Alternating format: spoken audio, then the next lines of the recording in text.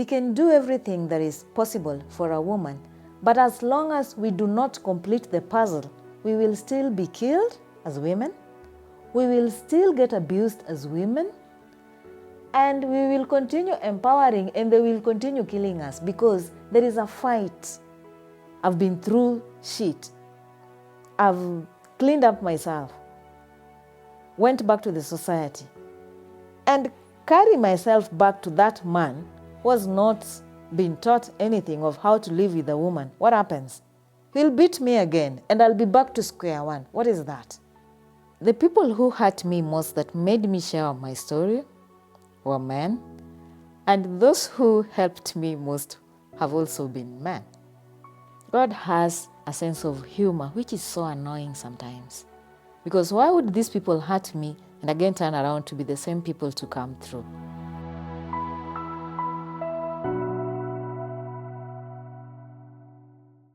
I shared my story some time back with this channel, Shared Moments with Justus.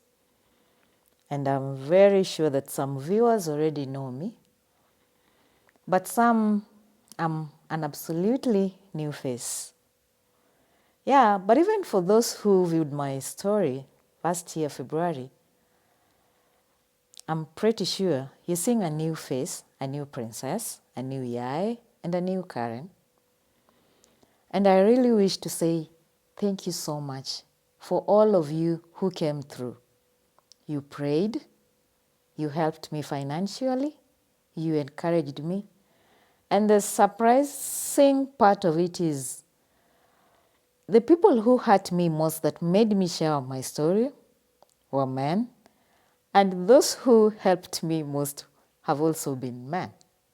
I don't know how to explain that, but I think God has a sense of humor, which is so annoying sometimes. Because why would these people hurt me and again turn around to be the same people to come through?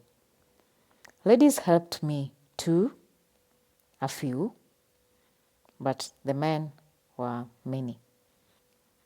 I'm a survivor of gender-based violence, both physical and sexual. I was happily married. I don't really know at what point things became bad, but things really became so bad in a span of 6 months. I'd been sent away from my matrimonial home, not nicely. I was sent away broke and with nothing apart from the few things that I could recover. And we are enemies, but not as bitter as I was when I first shared my story here. I was a very bitter woman then. And about the guy who abused me sexually, I don't even know where he is. He's never been found because I've not been called by any police to go and identify. So up until now, I don't know where he is. But I forgave him all the same. I forgave my ex-husband all the same. But that doesn't mean that I now talk to him. No, I don't, and I don't plan to in the near future. Not because I'm holding anything against him, but because I don't really have to. We don't have anything to talk about. I already made him know through an email some time back, even before I shared my story, that I forgave him. And yes, I was serious, even though I was still very bitter, but I had forgiven him. But now, I am certain I have forgiven him. Probably that period I sent it out of emotions, but for now, yes, I have forgiven him. Again, I repeat, I'm here today to say thank you to all of you, because God used all of you to help me, and especially to Shared Moments with Justus. We have been given a platform for free, which is not very common. And the team takes their time to do this for us who have these bad stories. And I can only imagine the impact, the bad impact that gets through them, because they get to hear so many bad things, and that's not emotionally good. But I thank them because they've been there for us. I was an emotional wreck when I shared my story last year. I couldn't even think. Actually, I've watched the same story personally very many times, and I'm like, so I had the energy to talk about this. I had the audacity. And I thank God there have been some trolls, but not many. And I decided not to focus on them. I decided to focus on the positives that came from that story. I shared my story in February, and through your prayers, I got a job in April 1st. And I work with this company, MarketScan, branding and printing. So when you're in Kisumu, please visit us. But today I'm not here to market scan, but it was just good to let you know that this jumper I'm wearing is for the company that I work for. When I got employed, we were trained customer care thing because I was coming from an international organization where things are straight and it's a non-profit, but here it's profit making, so you really have to take care of your customers. And one of those rules were you really have to smile, like smile at everything. Whether things are good, whether things are bad, smile. I'm not that kind of a person that just smiles, but I had to because I really needed this job. I needed to pay my bills. I was not going to live on handouts from my brothers and friends. So I needed to bounce back and get things going, not sit there and just grieve and grieve. I had to get up and dust myself and continue. So I have to smile and make a client feel good. But I was choking. And I did it for some time and I couldn't continue. So I left that smiling thing. And not that I can't smile, I can smile. I look good. And not just look good. I have dimples and I have a gap. And if I smile, you'll see those features and I'm good. But I wasn't going to do that. So I stopped smiling and became myself. Now, one of those things that have helped me grow is about being myself. Because if I was going to continue smiling, I'm not talking about smiling per se, but I'm trying to explain to you that for you to heal, you really have to be yourself. Because if you take yourself to be defined by what happened to you, then you'll never heal. I decided not to be branded by what happened to me. I decided that I'll not be called by that name of this woman who was raped. No. I said I'll not be branded that way and I'll not identify with it. Of course it did happen. Of course I haven't healed from it. And by the way, let me just let you know that there are things that you can heal from. But like Paul tells us in the Bibles in Corinthians that stay away from immorality because sexual sin is a sin that is committed against your body. Now that one, you're doing it willingly, but Paul is telling you that is a sin that has its own things because it is something that is committed in the inside. So when you are sexually abused, it is a crime that is committed on the inside. Trust me, if somebody was sexually abused and they tell you they have healed from it, they've not healed from it. It's just that the issue is at the subconscious mind like mine. But if there's a trigger, you go back many steps because you can never take it away. The physical scars, we can use creams, we can forget about them, but not that one which is inside because you don't see it, but it's there. And you suffer from it. Each time you hear a story of a woman who has been abused, you get sick. And you're like, oh, now, what's this? And it reminds you of you. But now you have to really be you and decide not to be identified by this. I'm unmarried and at 40 plus, and people are like, Princess, you don't have kids. I do not have kids. And I always tell them, no, I don't have kids. Why don't you have kids? I don't have kids because I'm not married. I only get kids when I'm married. But you can get any guy and get a kid with them. And that I've heard very many times. No, I am not going to do that because that then makes me do it for you. If I'm to have kids, I'll have kids with a husband, not a boyfriend and not just any man around. And if there is no man, like for now there is none and I don't plan to have any soon, Christ has been doing a good job, so I'll keep him for now. I've been beaten blue-black. And I don't know, but I needed to start liking myself. And one of the things that has also helped me heal was trying to really do those things that I like. So I've been able to get a smile and not that bitter woman that spoke to you last year. Now, about the people that I've met, some of them, their stories have broken my heart. I've met a man virtually who was speaking to me, not about himself, but about a lady who was raped by 11 men. I did not finish reading that story because last time I was going through so much, I didn't share my number purposely because I didn't want calls.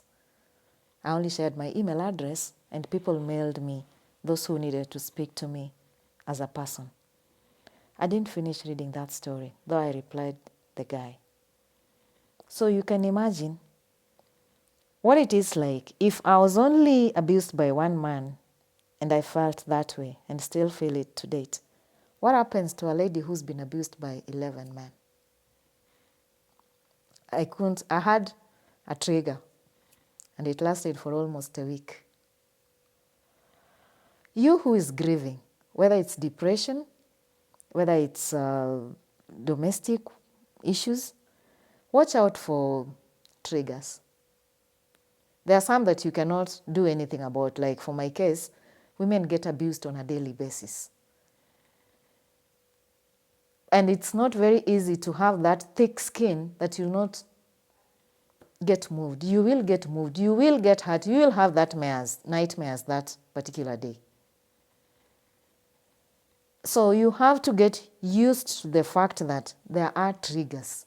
And these triggers will make you go back. You just need to accept that. The same way you accept that this happened to me, accept that fact too. And know that in as much as you're healing, you'll not heal 100%. But for the percentage that is positive, use it positively to help another person because that has also helped me heal. And through the process, I have also learned the do's and the don'ts of trying to help someone. There are things that people who are helping me were doing and they were upsetting me. And I've also learned through time that I can't also use those methods to speak to others about how they can help. Talk of a guy that I met from Botswana. He was in church. He was abused by his partner, and a lot of things happened to him. He left church. And a mistake that I made in speaking to him, I told him, I think if you go back to church, things will be better. He was hurt so much, he didn't speak to me from then henceforth. And he didn't hide that he was hurt. He replied me so harshly and asked me why I had to judge him. And my apologies didn't make any sense. So this guy who approached me to get help left really worse than he ought to have. Number two, I have also been in the same scenario. I'm trying to work on something and I share with someone who says he's praying with me. And this person tells me, I will pray for you. But first, you need to give your life to Christ. And that is because people have a notion that Seventh-day Adventists do not get saved So when this guy tells me that I need to give my life to Christ first, I tell him, no, I'm saved. And then he goes ahead to say, how many people have you led to Christ? For crying out loud, please let us not make people feel so spiritually inadequate.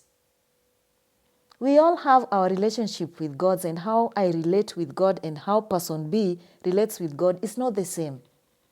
And it's not in my prerogative or yours to decide on who goes to Christ. We do not change people. Christ does. I will preach to you. But changing you or bringing you to Christ is not my business. It is Christ's business. And we are told that we don't even know how the Spirit works leading a man to God and having somebody changed. So if you start asking somebody who's come to you for help and you start telling them, you know what? First of all, you need to give your life to Christ. For crying out loud, this person came to you for help. And I made that mistake once. People have made it very many times and it didn't work. We make people break twice. It is wrong. Number two, somebody approaches you, or rather, you are going to visit somebody who's grieving. And you tell these people, and that is a mistake that so many of us have made, that it's going to be fine. It's not you to tell them it's going to be fine. And the other thing that we also say, which is also a mistake, is God knows. You're telling someone who's lost a wife and a baby through birth that God knows, when he has a fight with the same God. Now, what you do in that scenario, allow the person grieve. They'll say every negative thing about God. And they'll ask you, probably you go to the same church, they'll ask you, you're here and you're praying, you're telling me God knows. Where was God when my wife was dying? What has my baby done to die? What answers do you have? You do not. And don't try to give answers for things that you do not explain or things that you have no answers to. You're not God to know why the kid died and is such an innocent creature. So let the people grieve. What you do is pray for them in your chambers privately. Let God give them the strength that they need. But do not start telling them, you see, even Job. They are not Job.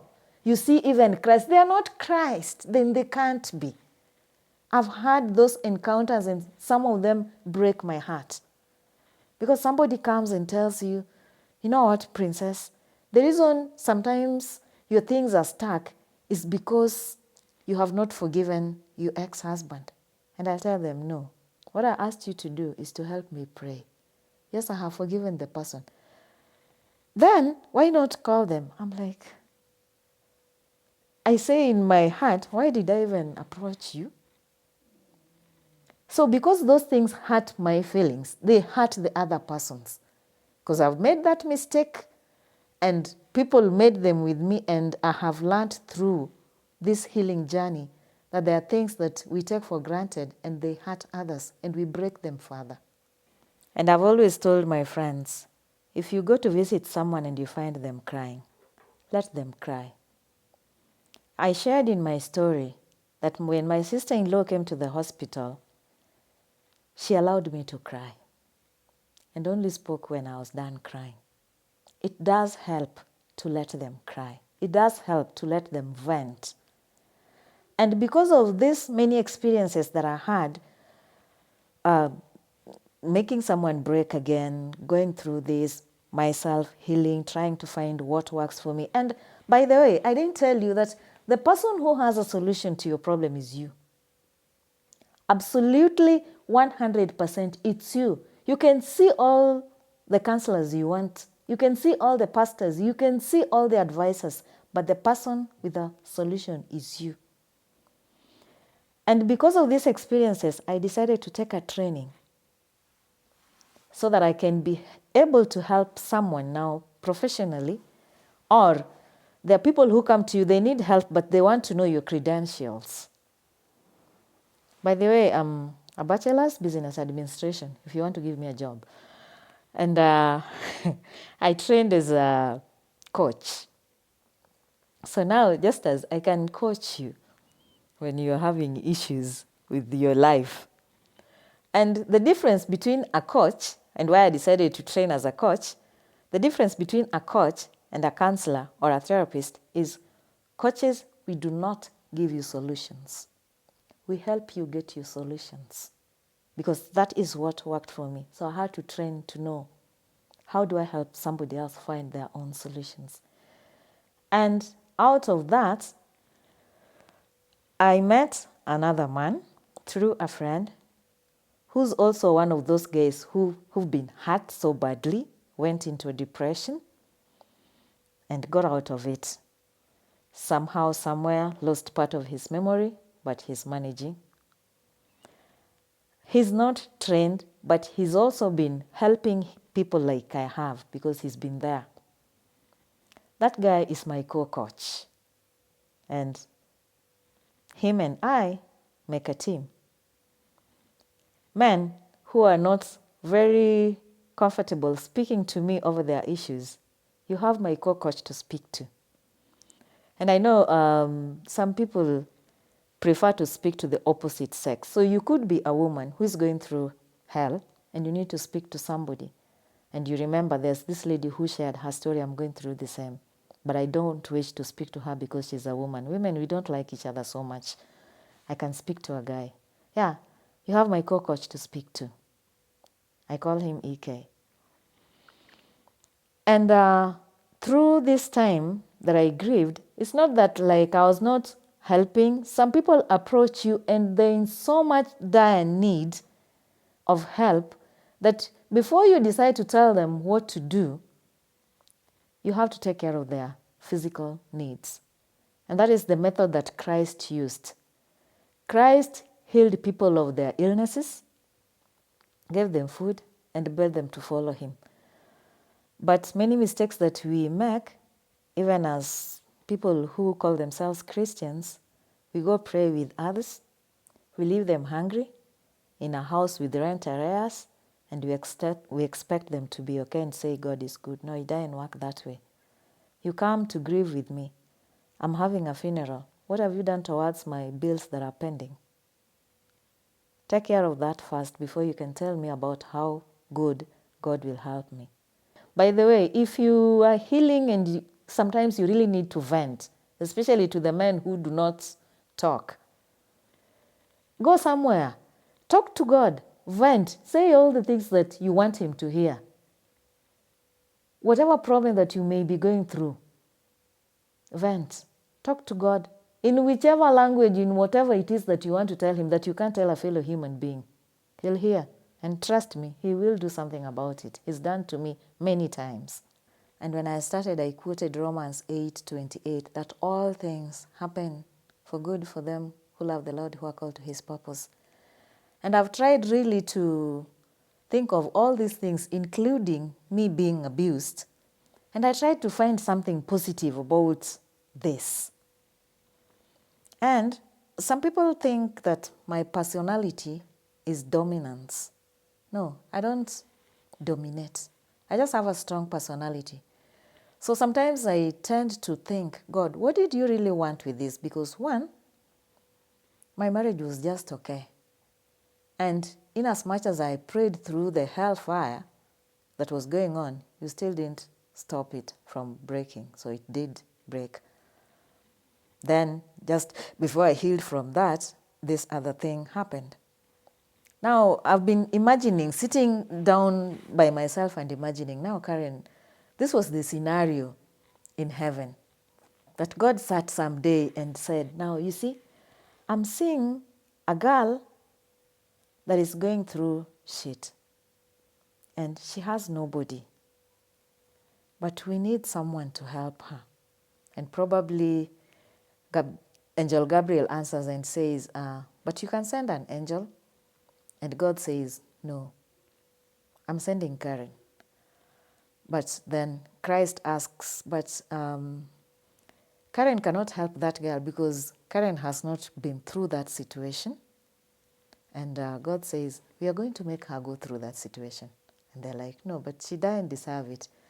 And God says, You see, she's currently, because these things happened when I was a personal ministries leader, she's currently a personal ministries leader, but that is not my purpose for her. Because with the personality that I have given her, no, that's not for her.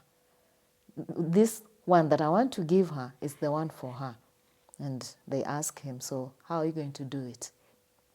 We are going to make this happen to her, but we are going to support her. She won't break and she won't die in the process, so that she may be able to rise and speak and help this girl that needs help and has got nobody else to turn to. Karen, after going through this, she'll bounce back and she can be able to help. So she's going to be a voice to that girl or that young man that has no voice. And so they ask, when is this going to happen? And they say, first, her marriage is going to end because she loves that man so much. Then two, she's very confident about herself. Now first, we have to bring her confidence down. And we have to bring her to the level where she can be able to relate to situations like that. So the things happen and they ask when, and when she's going to church, so that she knows that it is me protecting her and things can happen to even those who are going to church. So I go through that ordeal and things happen very fast. I can't explain. Somehow I still have my sanity that I'm able to speak to somebody. So yes, some things God allows to happen, but He does make sure that when they happen, you have a hedge around you. Job went through hell, yes, but God's hedge did not leave him. There was still a hedge around him. And that is why the devil was told, you can do this, but not this. God set boundaries. And I'm imagining that even for me, you see, my ex-husband along the way had a weapon. And the weapon was supposed to be used on me. The guy who abused me had a weapon. Apparently, he did not use his weapon. Somebody asked, one of the viewers, when I shared my story with BBC Swahili, asked, why couldn't you scream? Why did you just sit there and let the guy do whatever he did to you? And I answered and said, I could not scream. Especially after the guy said, whatever I'm carrying in my hand, which I had seen, is not a stick. And probably also, it was not me not wanting to scream. God stopped me from screaming. I was able to pray, but I could not scream. And I could not see myself in danger. Until when now, this thing had been done, I had been left bleeding, then I realized, oh, this has happened to me. And it's at that moment that I was able to cry. So some things, for me, when I look back, they were more spiritual than physical. Because the guy, it was just me and him. He had the opportunity to do whatever he wanted to do, which he did, and cut my neck or do anything else. But after he was done, he said, you go and don't look back. He would have still have followed me and used his weapon on me or anything. Or something worse. So me not screaming, really, if you ask me, I have no answers. So for me, it was just God needed me to speak to someone. God needed me to do something that would help a voiceless woman. As we speak now, there is a woman probably going through the same, and no relative, no help, no organization, nothing. But somewhere along the line, she gets to hear, oh, there's a girl you can speak to. She's called Karen. My healing started seriously when I shared my story with the public. A burden was lifted off my shoulder. And I would encourage anyone who's grieving, share. You can't be an island. That is what kills most of our men, leave alone women. Women, we will share. But what kills most of our men, they do not share. They get depressed, they don't share. They end up either committing suicide or they sleep and sleep not to wake up. So yes, when you have an opportunity to share, don't care who is listening. Because I'll tell you for a fact, especially those who go through SGBV. Will you be judged? Yes, you will be judged. They will say you wanted it. I've got people who say, yes, you didn't scream because that is what you wanted, or you just wanted to paint your man black because people would suspect he organized this. People will judge you. Number 2, will you gain by sharing? Yes. So what are we supposed to think of? The positive or the negative? Think of the positive that is going to come out of it if you share. I've got so many people mailing me and saying, I don't know how to share. And I tell them, speak it out. It doesn't matter to whom. There's no formula. It doesn't matter who is listening. Just talk. Trust me, the burden gets off your shoulder. People have seen my story and some of them just call from the village and say, hey, this happened to you and we still see you in the market and you're like, it's business as usual.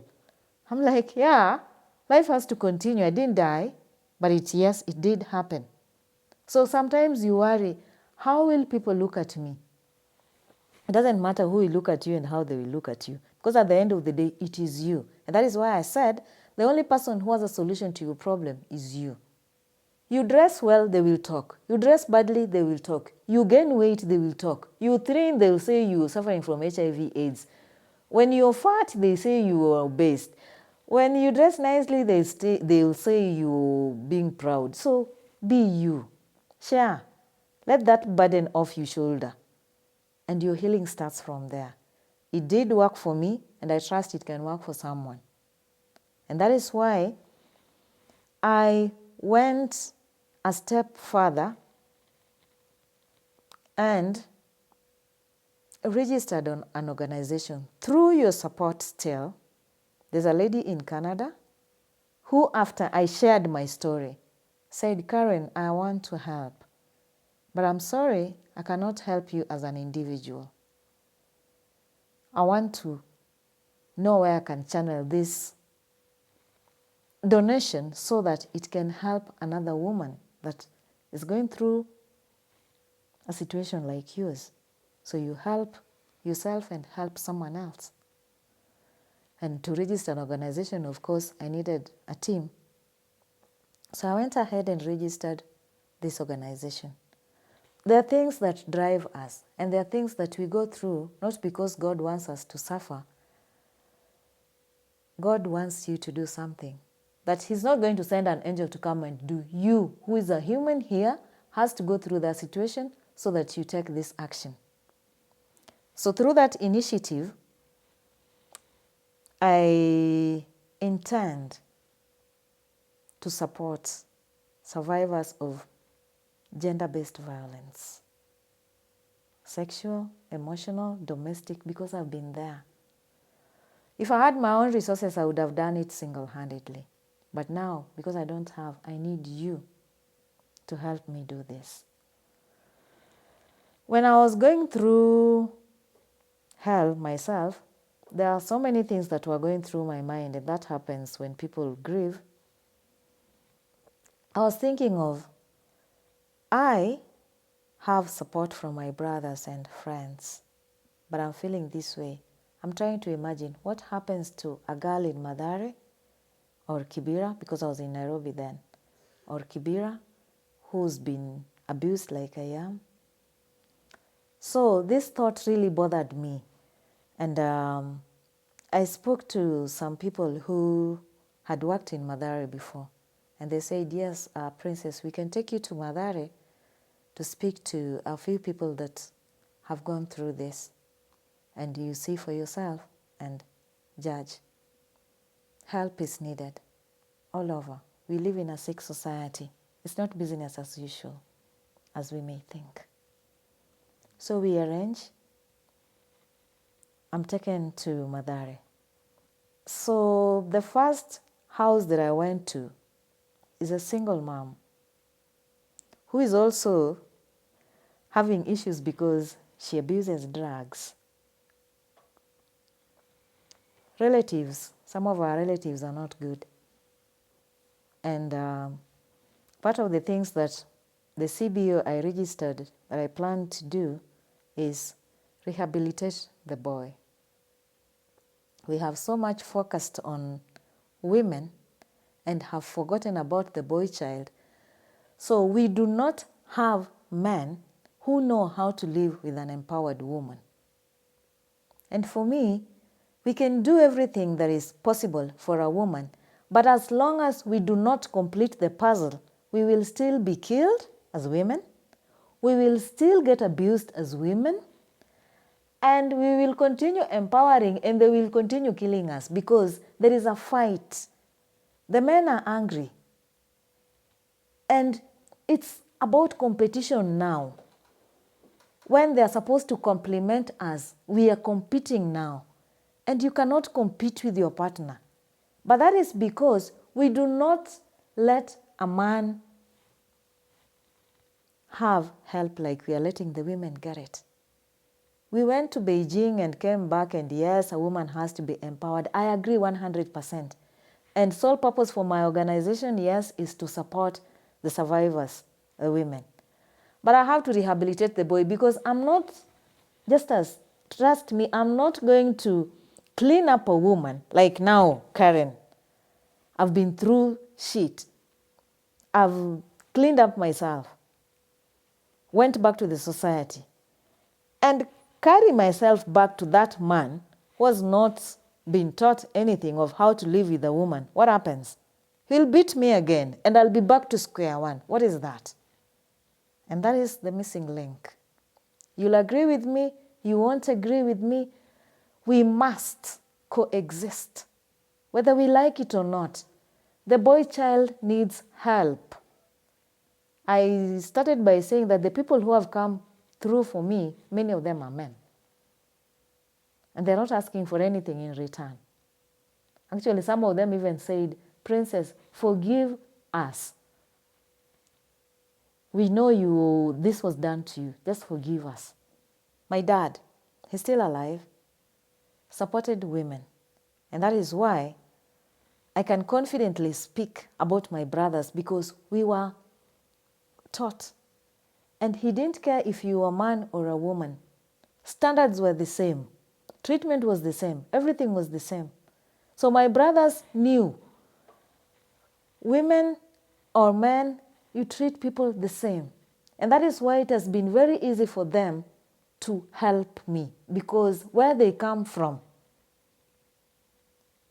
you are the same. So if we can have Durohaga Safe Haven doing this, because it's the least that I, Karen, can give back to say thank you for the help that you have given me. You did help me. What did I do with the help that you gave me? You viewed my story. You gave me money. You gave me an advice here and there. You encouraged me. What am I giving back? Or am I just sitting on it? You encouraged me. You said, Karen, you can do it. You gave me my confidence back. Can I also not give somebody the same? And that is why I'm here. Last time I didn't beg. I don't like begging. It's very difficult to beg. But today I'm begging, not because I'm begging for myself. I have to help a girl. Now back to my story. I was in Mathare. We go to this house. And pro bono lawyers listening to me. Kindly, I need justice for this girl. She's 12 years old. That was the first house. The woman was not there. She had gone to unlock.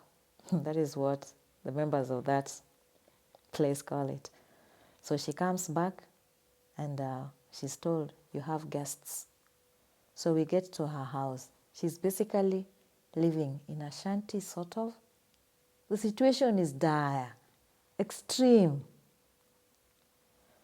So we ask her where the girl is. She had sent the girl out. Because their situation is really bad, an uncle had offered to give them some food. So she sent the girl to go and get that food from the uncle. The girl did not come back day 1, day 2, day 3. This woman reports to the neighbors that she sent her girl, the girl is not back, she's worried. And her neighbors report to the vigilantes. And the vigilantes take the matter up. They start looking for the girl. And they find the girl dumped somewhere in City Park. She had been abused.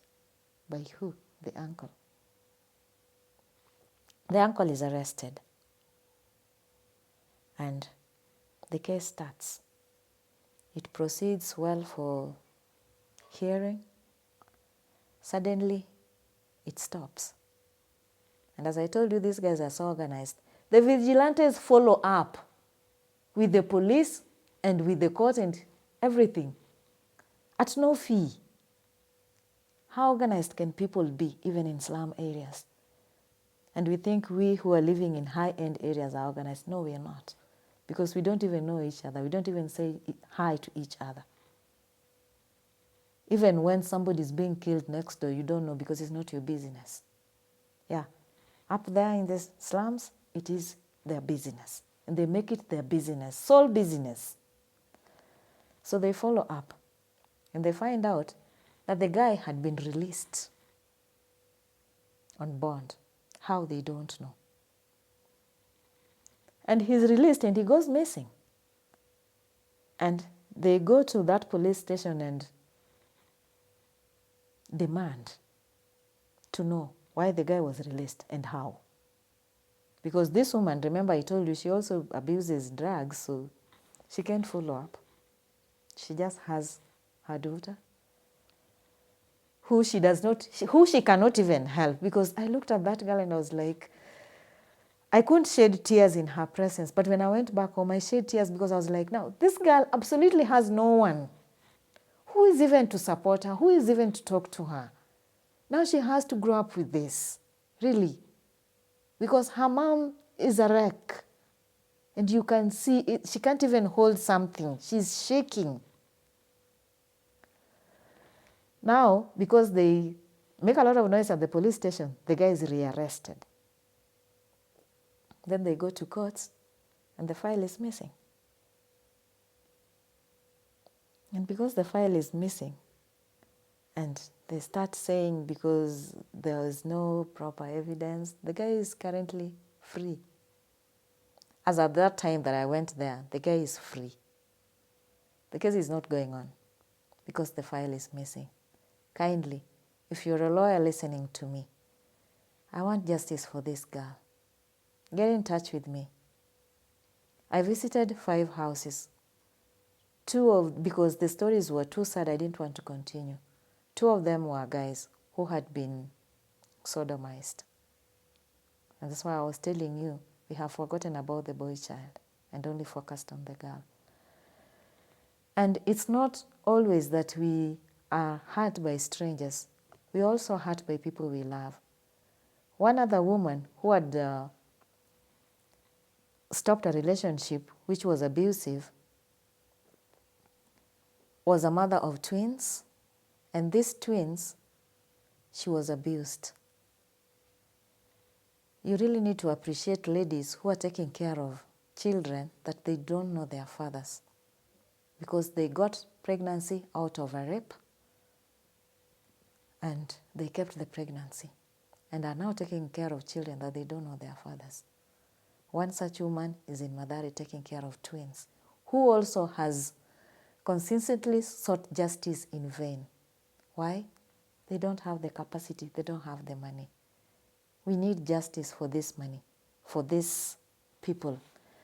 And now that I'm in Kisumu, and that is why I insist that God made me go through this situation, because his intention was, Karen, you're going to do this. You may not have the resources, but I'm going to bring people who will make you register this. And those same people that I will bring, they will support you through this journey. And I'll provide money through them that this organization operates. My focus is Nyalenda.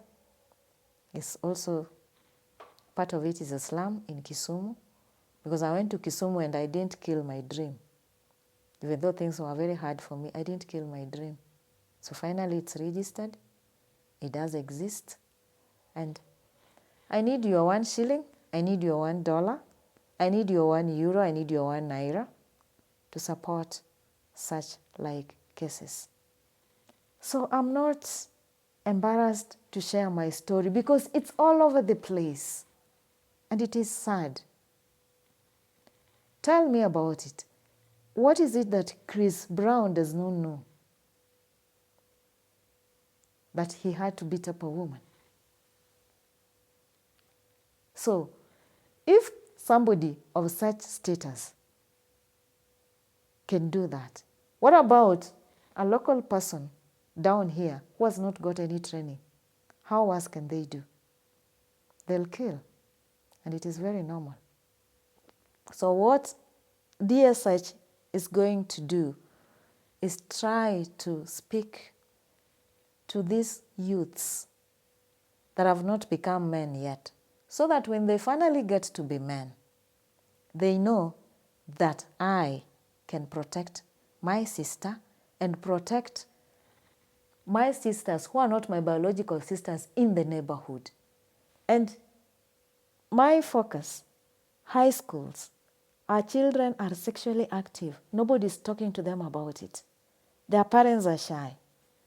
Their teachers, I don't know how much they share. There's a case in central Kenya. A woman was assaulted by a boyfriend. She went to report. She was raped by a police officer. And she's not got justice to date. Does somebody even take their time to go and talk to the police officers? The people that we expect help from. How do you expect them to help us when they're already stressed? Actually, if there is a lot that is stressed, is our policemen. I don't know about the policewomen, but the policemen, they're extremely stressed. I've had an opportunity to speak to some. They tell you, if I had an opportunity, I'll leave this job. But I don't have. I just have to do it. It is my job. But I'm choking. And it is with every other man. They do not talk. And yes, we are giving them an audience. DSH is giving them an audience. You'll call it whatever you want. And I know you're going to ask, what's wrong with this woman? She was abused by men, but now she wants to support the men. Yes. I don't want to bring up a daughter, cultured one, who will get married to a man who is not cultured. And will be beaten up and things happen. Help me support a girl by rehabilitating a man.